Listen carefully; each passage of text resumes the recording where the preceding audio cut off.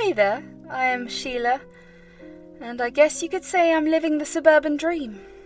I've been married to my wonderful husband, Chris, for 4 years now, and boy, what a ride it's been. We met in college, both majoring in business. There was something about his smile and his easygoing nature that drew me in. We were inseparable from the start, spending late nights studying, giggling over inside jokes, and planning our future together. Fast forward a few years and we got married, promising to be there for each other through thick and thin.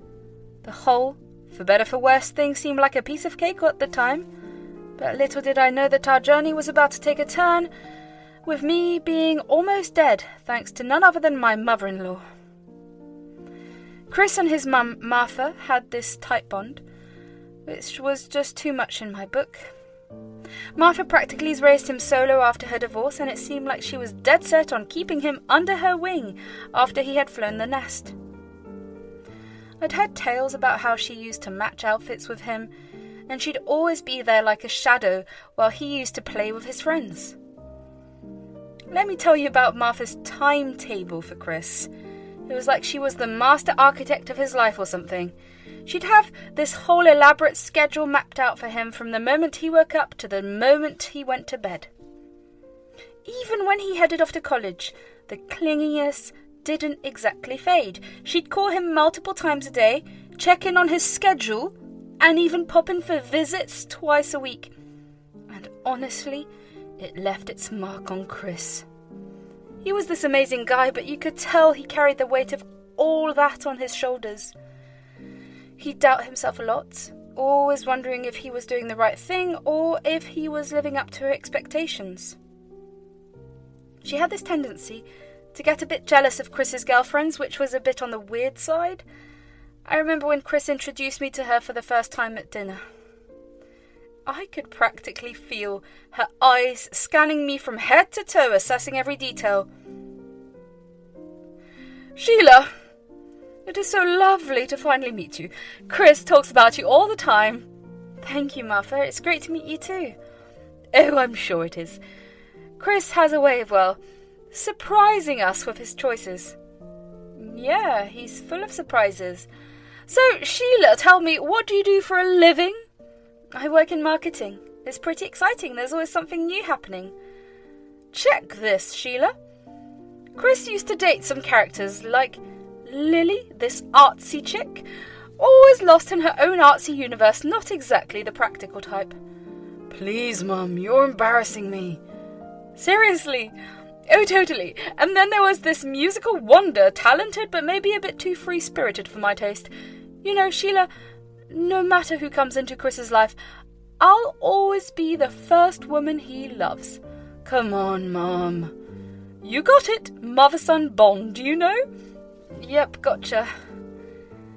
Even when I tried to have a conversation with her, it felt like I was navigating a minefield. I'd mention a movie I liked, and she'd casually mention that Chris didn't enjoy that genre much. Or I'd talk about a place I wanted to visit, and she'd drop in and say that Chris had already been there with her. It's like she had this mission to prove she was the ultimate Chris expert, and I was just an amateur. She just came off as so insecure to me from the very first time we met.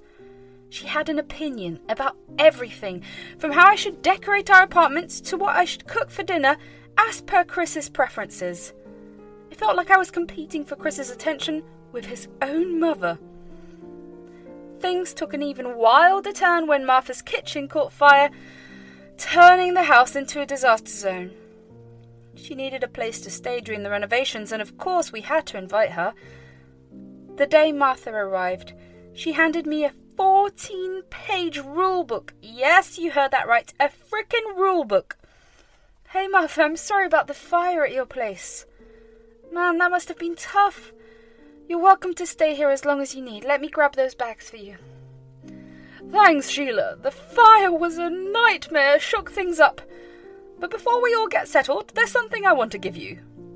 "Oh, all right. Check this out. It's my little creation, a guide to keeping peace around the house." "A guide? Okay, that's interesting." "You got it. It's just my way of keeping things on track while I'm in the picture." What is with all these rules? You know, I've always believed in having some ground rules in a house, like back in the day I had to keep things in check while handling Chris. We don't need a rule book to function as adults, do we? Oh, Sheila, I get it. But having a few ground rules can prevent unnecessary drama, you know? And breaking them might have some consequences. Consequences? Are we running a boots camp here? Stop complaining! Now let's tackle those bags, and I'm curious to see where you've tucked me in. Once I showed Martha her room and got back to mine, I flipped through the pages, each one outlining absurd rules like vacuum the living room precisely at 8:30 a.m, serve dinner at 6:45 p.m. sharp, and my personal favourite, wash the bathroom towels with lemon-scented cleaner every other day. I was shocked at the list of rules. What kind of controlling behaviour was this? When Chris got back from work, I showed him the rule book, and before going to bed, we both started laughing at it. It was like we stepped into this whole other universe where everything was super organised. Okay, this one takes the cake. Arrange the spice jars in alphabetical order.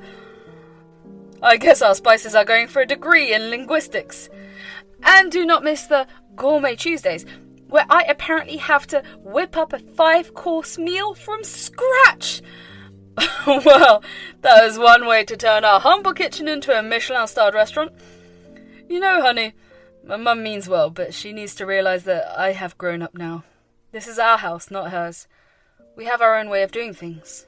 You're right.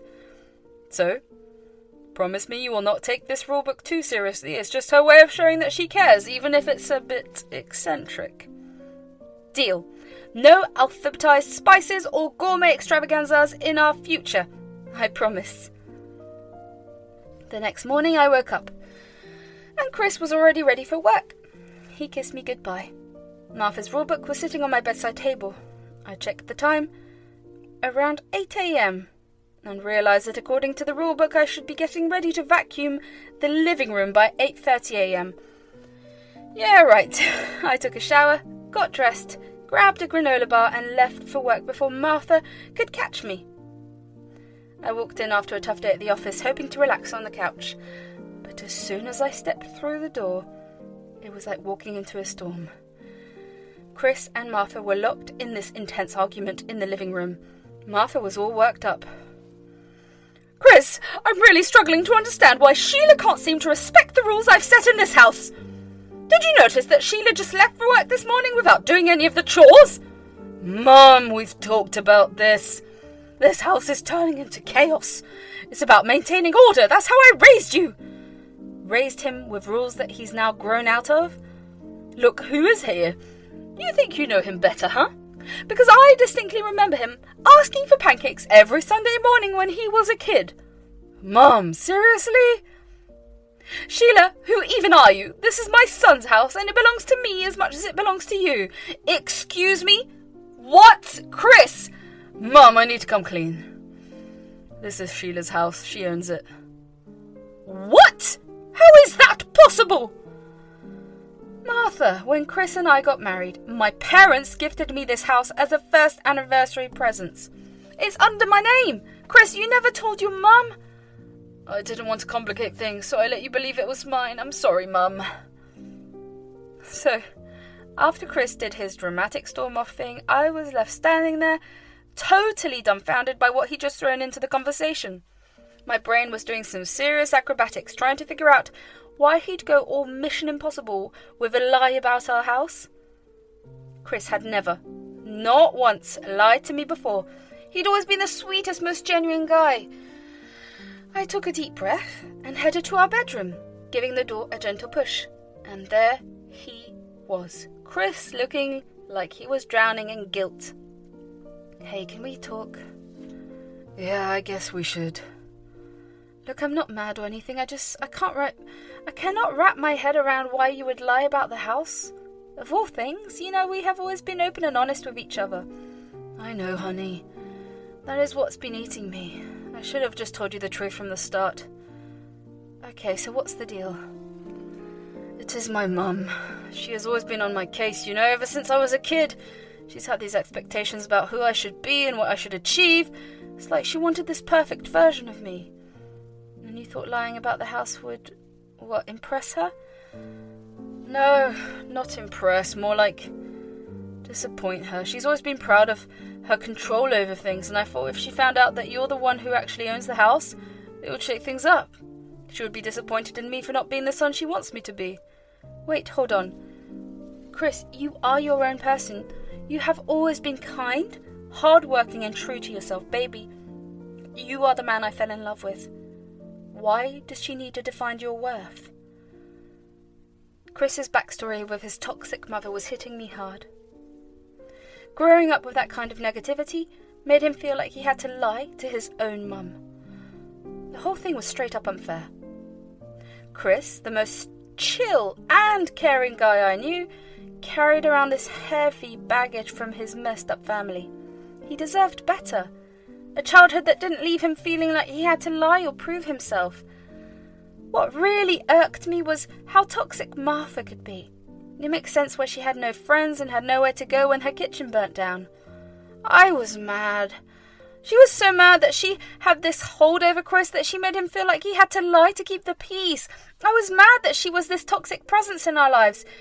It was like she was poisoning everything. The next day was seriously weird.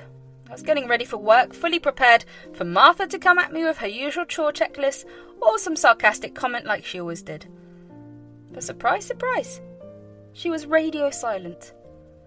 I headed to work feeling a mix of relief and suspicion, thinking, is this the calm before the storm or what? As soon as I stepped through our front door after work, I saw that my living room was a total mess. Furniture was moved around and vases and plant pots from my beloved indoor garden were nowhere to be seen. Martha, what have you done? She emerged from around the corner. Oh, Sheila, I just thought the room needed a bit of a change. Change? Martha, this is our home. You can't just come in and rearrange everything without even asking. Well, I thought it would be better this way, and those plants were taking up too much space. You know what, Martha? I'm just tired. Tired of your constant need to control everything. I invited you into my home, gave you a space here. And what do? You find new ways to make my life miserable. Oh, please, Sheila, spare me the drama. You are overreacting. There were just plants. Stepping into my bedroom was a bit of a shocker. My bed was against a new wall. The photo frames on the dresser seemed cramped.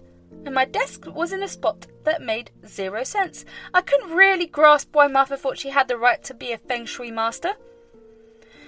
Can we just live together without one of us trying to rearrange the whole universe? I stormed into Martha's room, my frustration reaching its boiling point. Enough was enough. Martha, seriously, what were you thinking? You had no right to go into my bedroom and rearrange things without asking. You're blowing this way out of proportion. Martha, we need to talk.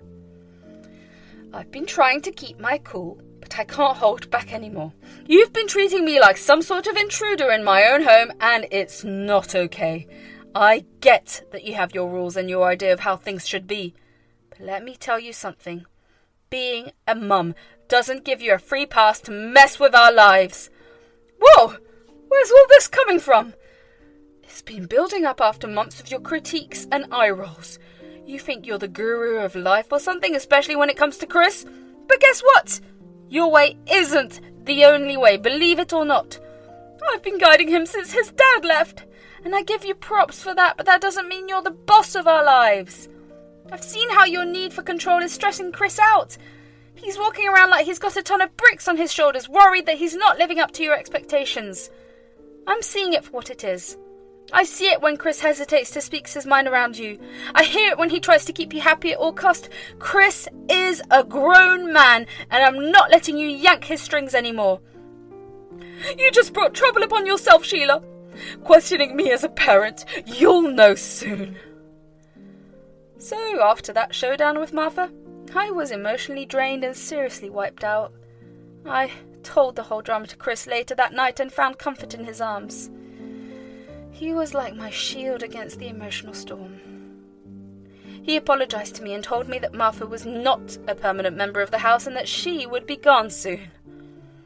Chris's "she'll be gone soon" comment started making sense, so I did not let it bother me much.